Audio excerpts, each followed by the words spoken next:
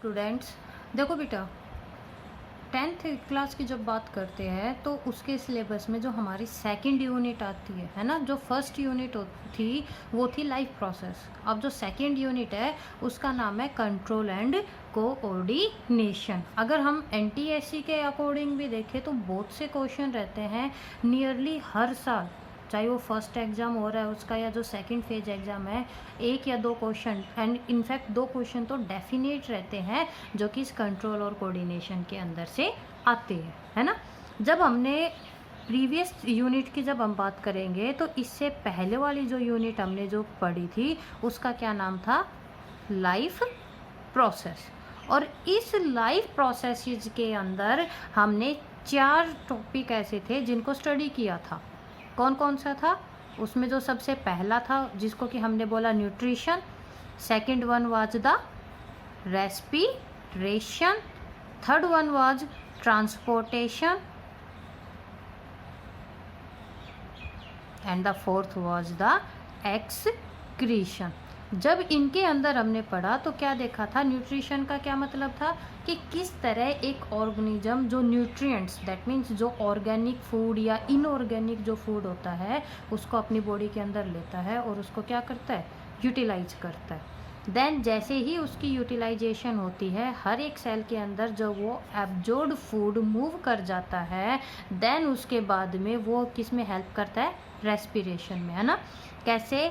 कि जितना भी डाइजेस्टेड फूड जब हमारी हर एक सेल के अंदर जाएगा तो वो जो सेल्स रहती हैं इसी फूड की हेल्प से किस में हेल्प करती है?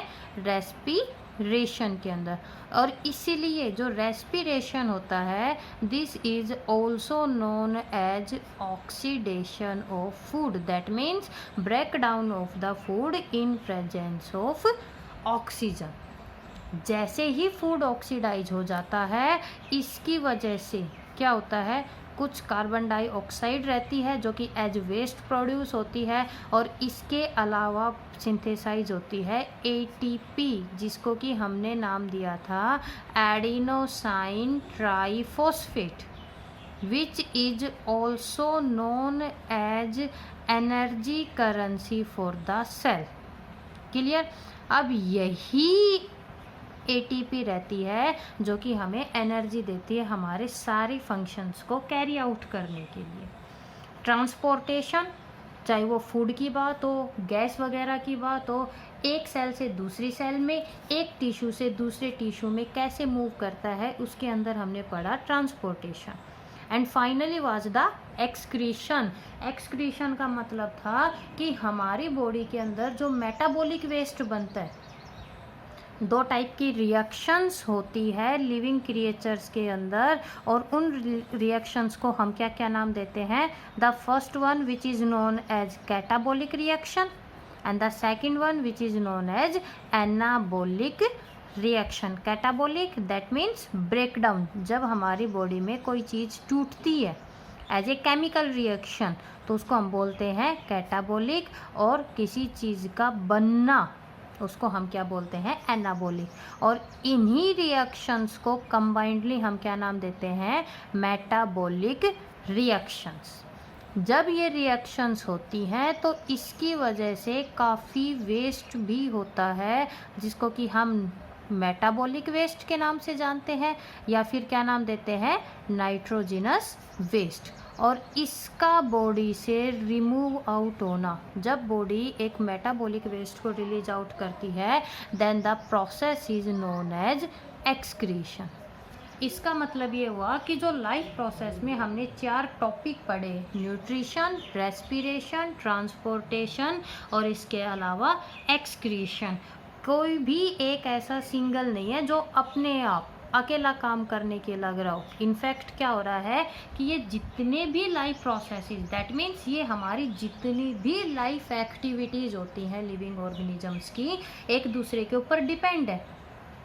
फॉर एग्जाम्पल, अगर न्यूट्रिशन ही नहीं होगा, डाइजेशन ही नहीं होगा, तो कभी भी रेस्पिरेशन नहीं हो सकता। और फॉर एग्जांपल हम लोग रेस्पायर तो कर रहे हैं, गैस तो एक्सचेंज कर रहे हैं, लेकिन अगर ये मैकेनिज्म नहीं होगी तो कोई भी ऐसी चीज़ नहीं है जो कि कार्बन डाइऑक्साइड को रिलीज करवा सके और ऑक्सीजन को बॉडी के अंदर ला सके। इसका क्या मतलब हुआ कि जितनी भी चीज़ें रहती हैं वो सारी की सारी एक दूसरे के साथ को रिलेटिवली वर्क करती हैं।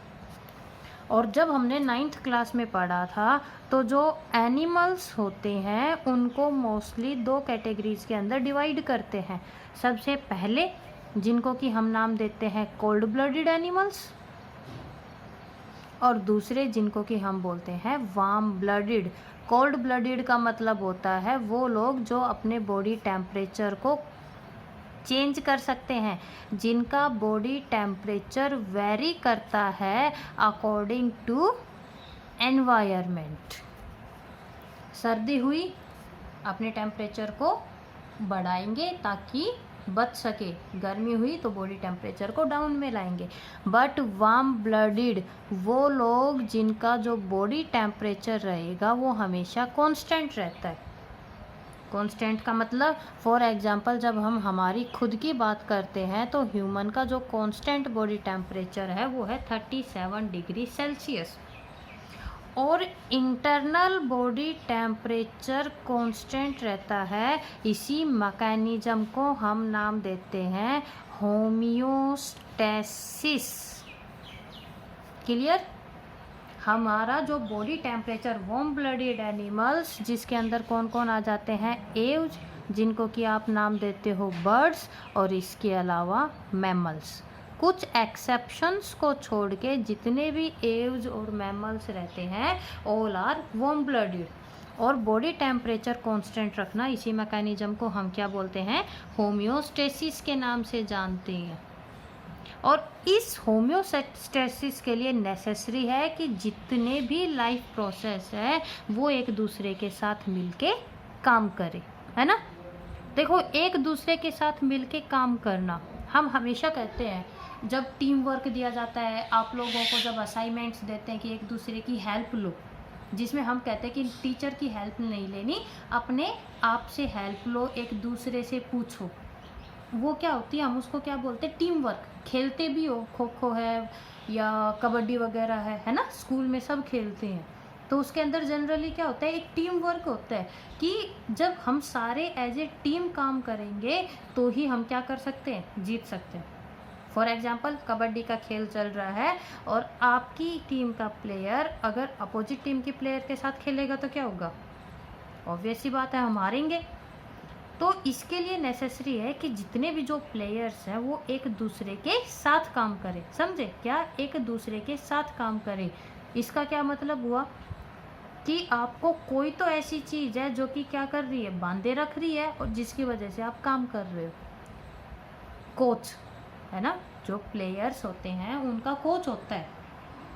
तो कोच क्या कर रहा है बच्चे, आप लोगों को कंट्रोल, और आप लोग एक दूसरे के साथ मिलके काम करते हो, इसी को हम नाम देते हैं कोऑर्डिनेशन। समझे इस चीज़ को, एक जनरल से समझो कि जब हमें बाहर से कोई कंट्रोल करे, अगर हमारे स्कूल में ही आप लगा लीजिए डीपी नहीं होंगे या कोच सर वगैरह, कोच मैम वगैरह नहीं होंगी, तो कभी भी एक डिसिप्लिन मेंटेन नहीं रह सकता। स्कूल के उसी डिसिप्लिन को हम क्या बोलते हैं, कंट्रोल।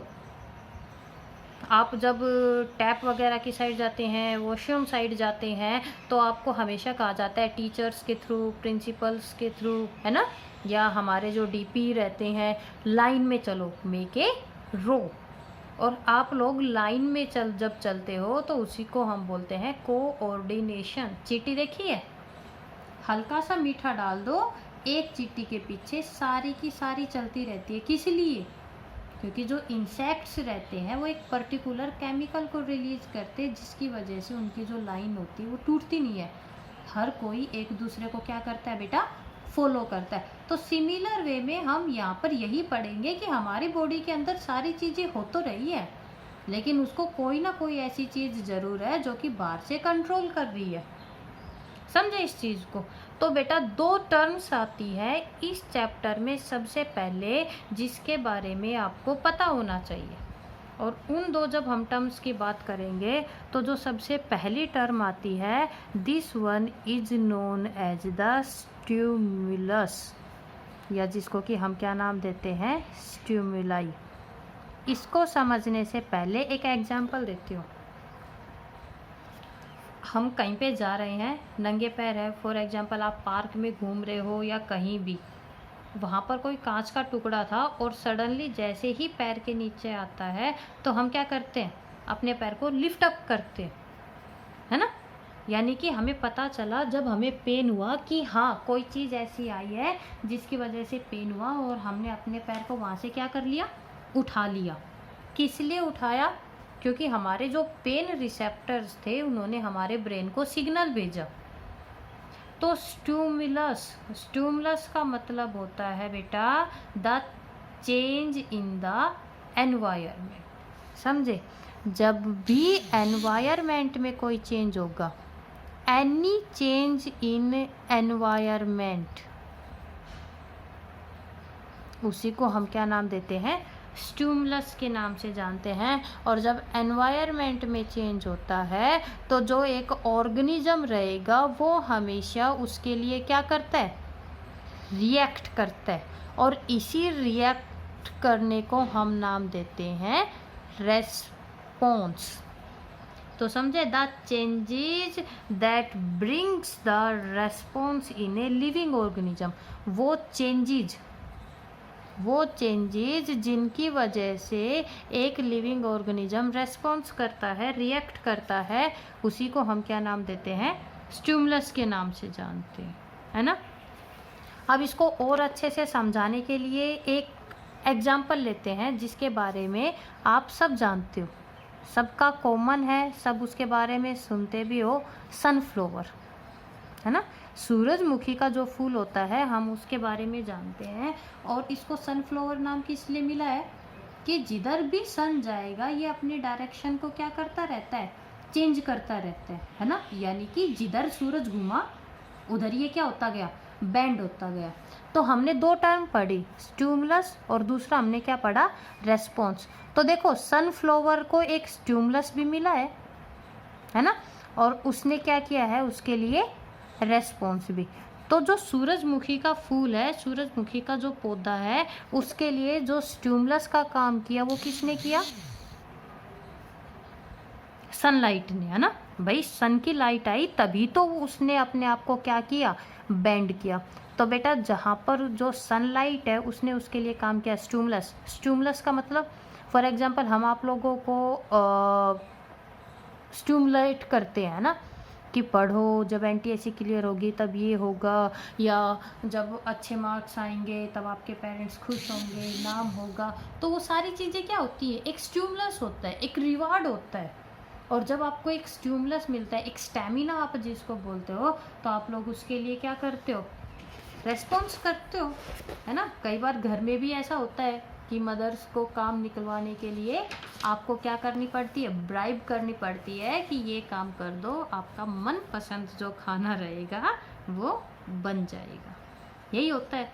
तो इसका क्या मतलब हुआ बेटा कि जितना भी जो स्टिमुलस रहता है, ज़रूरी नहीं है स्टिमुलस हमेशा बाहर से मिले, नहीं, स्टिमुलस अंदर से भी मिलता है। अंदर से कैसे, हमें भूख लगी, प्यास लगी, है ना, तो वो सिग्नल हमें किसने दिया, हमारे ब्रेन ने दिया, हमारे वाटर रिसेप्टर्स ने दिया कि प्यास लग रही है, और इसकी वजह से हमने क्या किया, पानी पिया, खाना खाया।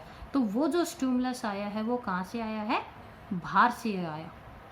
इसीलिए हम क्या कहते हैं कि जो स्टिमुलस है वो कैसा भी हो, लेकिन एक लिविंग की खासियत होती है, वो हमेशा उसके लिए क्या करेगा, रेस्पॉन्स करता है। ठीक है, इस चीज़ को समझे। अब जब हम थोड़ा सा और आगे बढ़ते हैं बेटा, तो हमें पता है कि चाहे हम बात कर रहे हैं किसकी, प्लांट्स की, या जब हम बात करते हैं किसकी, एनिमल्स की, चाहे वो प्लांट्स हो या एनिमल्स हो, दोनों के अंदर हमें देखने को मिलती है मूवमेंट्स। क्लियर, क्या, चाहे वो प्लांट्स हो या एनिमल्स हो, उनके अंदर हमें मूवमेंट्स देखने को मिलती है। मूवमेंट दैट मीन्स एक रिस्पॉन्स, एक रिएक्शन। तो जो ये मूवमेंट्स रहती है बच्चे, ये दो टाइप की होती हैं। पहली जिनको कि हम बोलते हैं ग्रोथ मूवमेंट, और दूसरी जिनको कि हम नाम देते हैं नॉन ग्रोथ मूवमेंट। ठीक है, तो जब हम एनिमल्स की बात करेंगे, मोस्टली ये बोला जाता है बेटा कि एनिमल्स में ज़्यादातर जो मूवमेंट होती है वो कैसी होती है, नॉन ग्रोथ होती है। ठीक है, एनिमल्स मोस्टली, ये नहीं है कि एनिमल्स में सारी की सारी मूवमेंट ही नॉन ग्रोथ है, नहीं, लेकिन जो मेजर है, जो सबसे ज़्यादा जो उनके अंदर रेस्पॉन्स होता है वो कैसा होता है, नॉन ग्रोथ का। लेकिन प्लांट्स के अंदर दोनों ही होते हैं। ठीक है, ग्रोथ भी और नॉन ग्रोथ भी। अब इसका एक एग्जाम्पल लेते हैं। जब एक बच्चा पैदा होता है ना, ड्यूरिंग द डिलीवरी टाइम, जब हम डिलीवरी की बात करते हैं, उसके बाद डिलीवरी के टाइम पे, डिलीवरी से पहले तक का जो बच्चा होता है उसको हम बोलते हैं फीटस। जब वो डिलीवर हो गया, दैट मीन्स मदर की बॉडी से जब वो बाहर आ जाता है बेटा, तो उस कम से कम 2 महीने तक के बच्चे को हम क्या नाम देते हैं, इन्फेंट। छोटा बच्चा होता है इसलिए हम उसको क्या बोलते हैं, इन्फेंट। जब ये थोड़ा सा बड़ा होने लग जाता है तो उसको हम क्या नाम देते हैं, चाइल्ड, है ना, बच्चे हैं। फिर चाइल्ड में क्या होते हैं, ग्रोथ हार्मोन्स रिलीज होते हैं, धीरे धीरे उसकी हाइट, मसल्स, सारी चीज़ें जब होने लग जाती हैं, देन वी से हिम एज अडल्ट। तो देखो, एक जो छोटा सा बच्चा था, 1 दिन का जो बच्चा था, जब वो 20 साल के अडल्ट के अंदर चेंज हुआ तो बहुत से चेंजेज हुए, है ना। उसकी हाइट भी बढ़ी है, इसके अलावा उसकी जो ब्रेन जो मैच्योरिटी है वो भी क्या हो गई, इंक्रीज हो गई।